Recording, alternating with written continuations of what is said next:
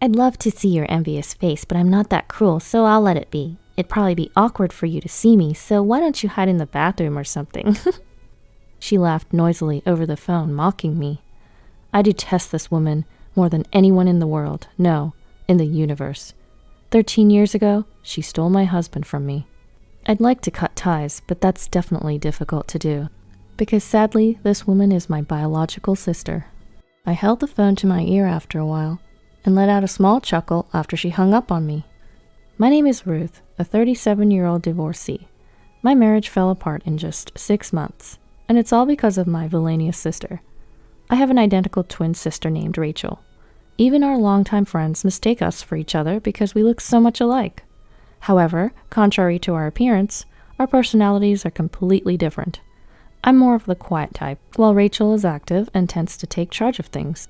I was the better one in academics, while Rachel excelled in sports. Rachel's the type who blurts out whatever she's thinking. How can you wear such unstylish clothes? People are going to think I'm not stylish either since we're twins. That'll suck. As you can see, we don't get along.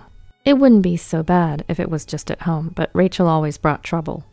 Back in our school days, I often got harassed by girls from other schools on my way home. Hey, stop hitting on my boyfriend! Of course, I didn't even know them. Not again, Rachel. Whenever Rachel found someone she was interested in, she wouldn't hesitate to snatch him away, even if he already had a girlfriend. I blame the guys too, but Rachel was worse. And I, being mistaken for her, am a victim too. Moreover, she seems to lose interest once she gets the guy, sometimes breaking up in as short as a week. It's unbelievable. Rachel, you need to stop this nonsense. Have you ever thought about how the other girls feel, and that I'm also suffering too? To my words, she responded, An unattractive woman's jealousy is scary. Anyway, your guy, John, right? He's so dull. I doubt he'll cheat on you. Don't worry, I have no interest in him. He's not hot at all. And talked down on my boyfriend. This man named John is the despicable ex-husband who dumped me without a second thought 13 years ago. We got close because we went to the same tutoring center. He was rather quiet and made me feel at ease. His mother was a fortune teller and was well known for her accurate readings. She even ran a fortune-telling house. We graduated from the same university and decided to get married 2 years later. I had thought I would spend my life with this man, but 6 months after our marriage, my ex-husband, John, placed the divorce papers in front of me and said, "Please divorce me, I can't take it anymore, and I'm sure you know why." Sitting next to him was my sister, Rachel, with a smug look on her face. Taken by surprise, I stammered, "Huh? I'm sorry, I don't understand. Did I do something? I don't remember doing anything wrong." At my words, John banged his fist on the desk and shouted, "Really? How do you have the audacity? You've been cheating on me. Can you still deny it after seeing this?" On the desk were a few pictures showing a man and a woman entering a hotel together. But to me, it looked like I was being shown pictures of my sister Rachel, going into a hotel with some man I didn't know. I didn't understand what my ex-husband was saying at all. The man in the photo must have been just another one of Rachel's flings. No, this is Rachel, it's not me." At that moment, Rachel burst into tears and sobbed, "Ruth, let's stop this. I can't stand lying to John anymore." Then John said to my sister, "Rachel, I'm okay. You're so kind. Thank you." What am I looking at here? John glared at me and started to spew a fabricated story that was simply unimaginable. According to him, I had been cheating, and to avoid being caught, I was constantly borrowing clothes from my sister, spending my spare time at a hotel with my lover, and that I was a terrible woman. John had completely believed this ridiculous story that he'd heard from my sister. "I heard from Rachel that you've always had a bad track record with men. Even when we were dating, you were playing around with several men." I responded to my furious ex-husband, "Are you seriously saying that, John? You've been with me for several years, and you believe a story from my sister, who you've only known for half a year? Are you sane? Are you an idiot?" Perhaps he didn't like my calm response because all he could do was glare at me. And to my surprise, Rachel had the nerve to hit on John. "You may have the same face, but your personalities are completely different. You're not charming at all. Rachel always listens to my complaints with a smile. She's so patient. I might have married the wrong sister." I couldn't believe what I was hearing. Rachel continued to fake her tears, but I could see her grin. Rachel was always a player when it came to men, since she was a student, but ever since she started working, she had changed the type of men she targeted. She now prioritized social status and money over looks, and John, my ex-husband who worked at a major corporation and came from a moderately wealthy family, was a perfect target. She must have set her eyes on him from the time I introduced him at our wedding. My ex-husband had been completely fooled by my sister's poor acting. I never thought my ex-husband that I'd been with for so long could be this naive, and I could feel my feelings towards him fade away rapidly. You two are despicable. Do as you please, but never show your face in front of me again. I felt tears welling up, but I managed to hold them back. I filled out the divorce papers on the spot and threw them at the two of them. Knowing my cunning sister, she and John probably hadn't started a physical relationship yet. Blaming compensation seems tough. Still, if it meant those two would disappear from my life, I didn't care about the money anymore. When I returned to my parents' house after that, my parents were furious at my sister's behavior and disowned her. When asked about her reaction, she said, "Oh, really? I don't care, but if you're having money trouble, don't come begging to me, okay? Bye then." making light of even her own parents. I found out from a friend that my ex-husband and my sister got married just 3 months later. I was so stunned I couldn't even cry. I felt nothing at all. For 13 years since then, I haven't seen my sister and her husband. But one day, I got a call from a public phone on my cell phone. I always answer calls for work, so I answered and heard, hello, Ruth? I immediately recognized the voice on the other end of the phone. I don't know how you have the nerve to call me, Rachel. At my words, Rachel chuckled and said, Are you still holding a grudge? You're always so gloomy, Ruth. But whatever, I have a favor to ask. Without showing any remorse for what happened, my sister continued, I'm pregnant. Oh, of course, the father is John, who you loved so much, haha. So I wanted to let my parents know about their first grandchild. They won't listen to me, so you tell them for me. She had the audacity to command me like that, so I retorted, What are you so cheery about when you've been disowned? But she just laughed it off. How many years do you think it's been? 13 years. I think you're the only one who still holds a grudge. You're probably still living alone at our parents' house, am I right? I'm saying that I'll be the one to give them a grandchild instead of you. She's always been the best at irritating people. I'd love to see your envious face, but I'll spare you because it's too pathetic. It'll be awkward when you see me, so why don't you hide in the bathroom or something, haha, she said as she laughed out loud while I remained silent. Then she hung up abruptly after saying she would come over on the weekend. I kept the phone to my ear for a while after the call ended and chuckled. That weekend, when I was relaxing in the backyard, my phone rang.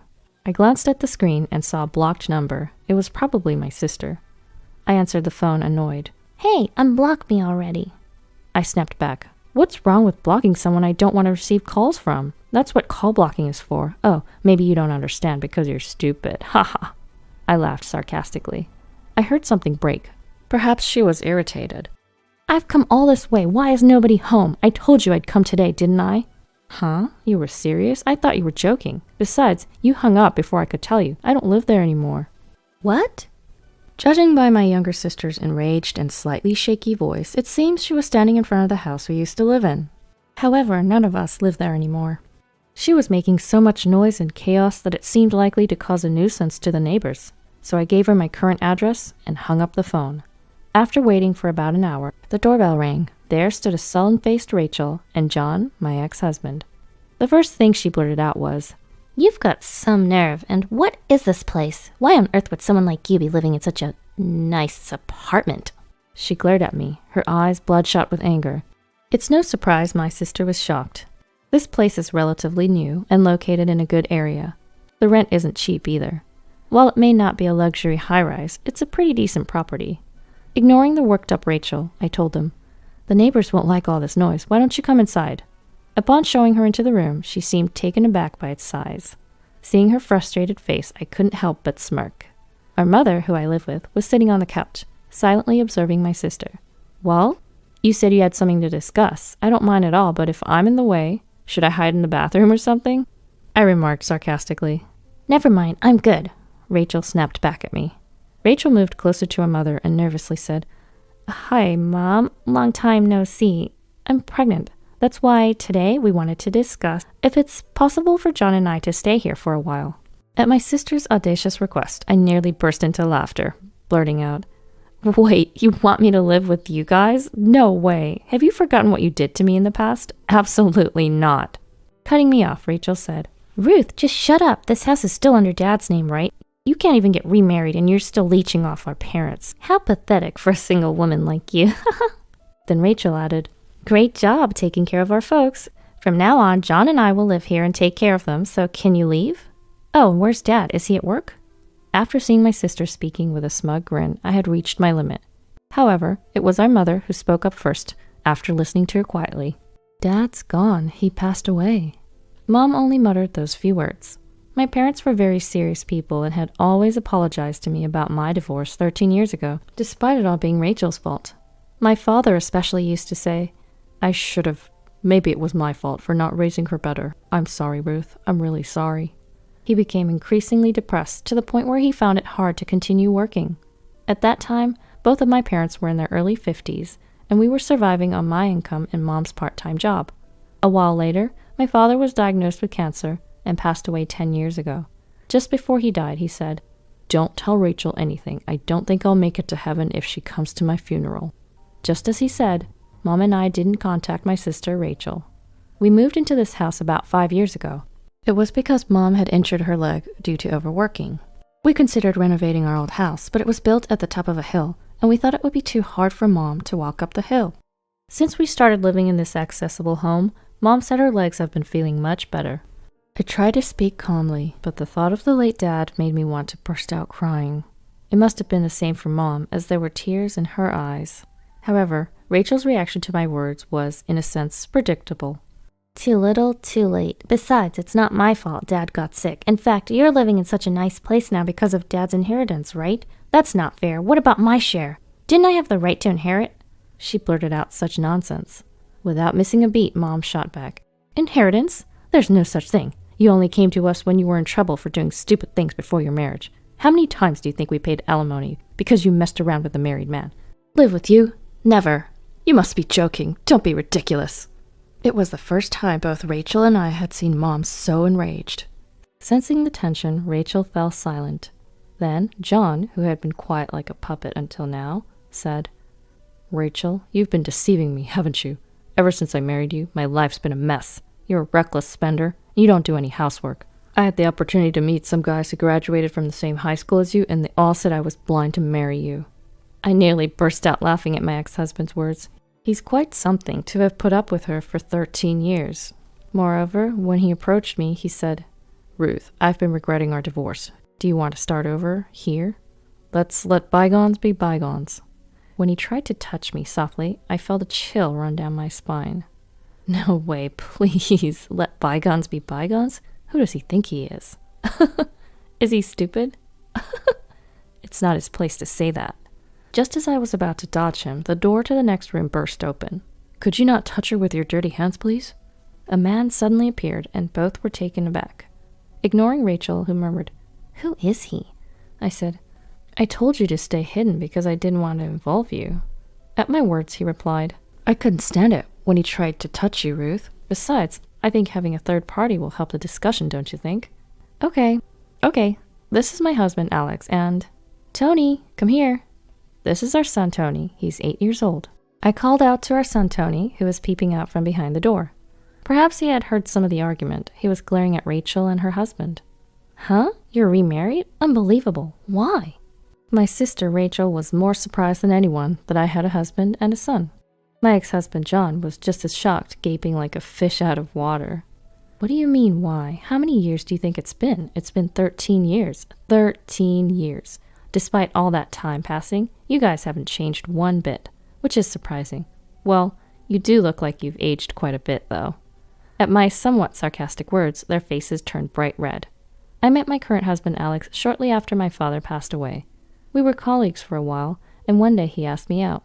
When I rejected him saying that I was a divorcee, he responded, "Does being divorced mean you can't remarry?" and asked me out once more. We got married a year later, and our son Tony was born the following year. Alex treats my mother very well, doesn't mind us all living together, and my in-laws, who already live with Alex's brother and his wife, have reassured me. "We're glad you're here for Alex." The one who proposed moving to our current house was Alex, who was concerned about my mother's mobility. I turned to the two shocked individuals. "My mother and I are living our lives here. Can you not disrupt? And Rachel, you said you were pregnant. How many months along are you?" From their flustered responses to my question, I gathered that Rachel was probably lying about being pregnant. I was only married to John for 6 months, and I never got pregnant. That was the reason my former mother-in-law used to make snide comments. But if Rachel isn't pregnant, it means that's probably the case. Rachel seems to get along with the bad-natured mother-in-law. Unable to stand the harsh glares from my family, the two hastily left our house. I mean, I had heard stories, but is she really your sister? She does look like you, but her character... Anyway, it's settled for now, Alex said with a smile, to which I gave a bitter smile. Really? That evening, the doorbell rang continuously. Looking at the monitor, I sighed. They came after all. When I opened the door, there stood Rachel and John with pale faces. We need help. Can you lend us some money? As they knelt down begging, my husband looked puzzled, but my mother and I felt differently. During the day, while waiting for a call from Rachel, Mom received a call from a certain individual. It was a friend of my deceased father, who currently rents our old home. Him and his family are living there right now. When I came back to the house, I found the flower beds in the garden ravaged and the windows cracked. The security footage clearly showed a man and a woman, with the infuriated woman stomping on the flower beds and hurling stones at the window. Of course, it was my enraged sister Rachel, on a phone call with me. When Mom gave Rachel's contact info to Dad's friend, she was furious to learn that this was the daughter who had tormented our dear father for years. It seems that in the damaged garden, there were rare flowers that were difficult to grow, and they'd asked for compensation. They seemed to be struggling financially to the point of having difficulty with housing, so I expected them to turn up again, but I never thought they'd showed up that very day. I must admit, I was impressed by their audacity. I can give you some money, but there's one condition, I said. As I watched them trudge home with slumped shoulders, I couldn't help but laugh and think, serves you right. In their hand was a written pledge I had just made them sign. I had made them write in the pledge that they would never approach me again, in return for me taking responsibility for this incident. But Rachel is still my sister by blood. It's hard to completely cut ties with her. There may come a time when she'll use the power of the authorities to approach me. When that time comes, I'm prepared to fight, using the audio recordings I secretly made 13 years ago, and this time as evidence. Because you see, I have no intention of forgiving my sister and her husband any time at all. Later, a friend told me that my ex-husband had immediately resigned from the big corporation after our divorce, and started working as a staff member in a fortune-telling establishment run by my former mother-in-law. Because they were family, he was paid a high salary, and he and my sister seemed to have been living a life of luxury. However, a few months ago, my former mother-in-law suddenly passed away from illness, and my ex-husband, who had no talent for fortune-telling, took over as her successor, but the establishment quickly closed down. In their desperation, the couple claimed, "This is a bracelet that our late mother lovingly made." They targeted the people who had faith in my former mother-in-law. However, a whistleblower exposed their lies, and the victims formed a group. The victims began flocking to the establishment every day, and my sister, who no longer had a place to live and work, came to ask for my help. I was so irritated by their audacity. However, seeing that the police have started moving, it's probably only a matter of time before the two of them are held accountable for their crimes. After that, we moved again. The reason was my husband Alex's job transfer. Can I really come along? Mom asked apologetically, to which Alex, my husband, responded with a chuckle.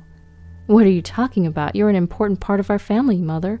Even if you resist, I'll carry you over my shoulder and take you along, okay? Upon hearing Alex's lighthearted joke, Mom let out tears of gratitude. Grandma, you're crying again. Here, have a Kleenex. Observing his emotional grandmother, Tony was concerned but still smiled. And as I watched my family, I felt a wave of gratitude for the happiness I felt.